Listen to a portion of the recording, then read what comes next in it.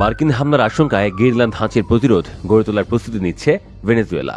দেশটি রাশিয়ার তৈরি পুরনো অস্ত্র মোতায়েন করছে এবং সম্ভাব্য বিমান বা স্থল আক্রমণের ক্ষেত্রে বিশৃঙ্খলা সৃষ্টি পরিকল্পনাও গ্রহণ করেছে।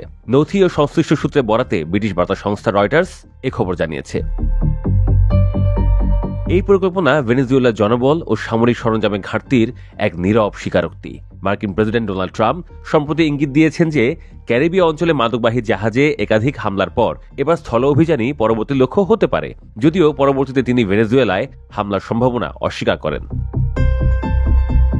রয়টার্সকে ৬টি সূত্র জানিয়েছে, প্রশিক্ষণ ও সরঞ্জামের অভাবে ভেনেজুয়েলার সেনাবাহিনী যুক্তরাষ্ট্রের তুলনায় অনেক দুর্বল। সরবরাহ ঘাটতি থাকায় অনেক ইউনিট কমান্ডারকে স্থানীয় খাদ্য উৎপাদকদের সঙ্গে আলোচনা করে সেনাদের খাবারের ব্যবস্থা করতে হচ্ছে।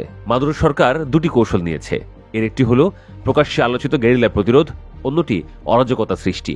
রাষ্ট্রীয় টেলিভিশনে প্রচারিত তথ্যে গেরিলা প্রতিরোধকে দীর্ঘস্থায়ী প্রতিরোধ নামে উল্লেখ করা হয়েছে। এতে ২৮০টিরও বেশি স্থানে ছোট ছোট সেনা ইউনিট ধ্বংসাত্মক হামলা ও নাশকতার মতো কার্যক্রম চালাবে। দ্বিতীয় কৌশল অরাজকতা সৃষ্টি করতে গোয়েন্দা সংস্থা ও ক্ষমতাসীন দলের অস্ত্রধারী সমর্থকদের ব্যবহার করে রাজধানী কারাকাস সহ শহরগুলোতে বিশৃঙ্খলা তৈরি করে দেশকে অশাসনযোগ্য করে তোলার পরিকল্পনা করা হয়েছে। এই দুই কৌশল একে অপরের পরিপূরক হিসেবে কাজ করবে বলে সূত্র জানিয়েছে। তবে এসব প্রতিরোধ কৌশলের সাফল্যের সম্ভাবনা খুবই কম বলে সূত্রগুলো স্বীকারও করেছে।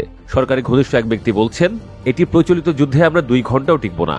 আরেকজন বলছেন, আমরা বিশ্বের অন্যতম শক্তিশালী সেনাবাহিনীর মুখোমুখি হতে প্রস্তুত নই।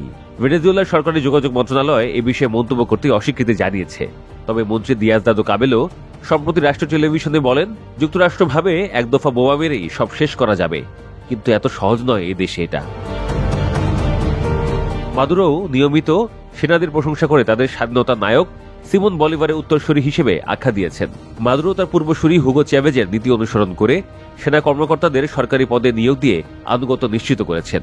সামরিক নেতৃত্ব ২০২৪ সাল নির্বাচনে তার বিজয়কে সমর্থন জানিয়েছে, যদিও আন্তর্জাতিক পর্যবেক্ষকদের মতে বিরোধী প্রার্থী বিপুল ব্যবধানে জয়ী হন।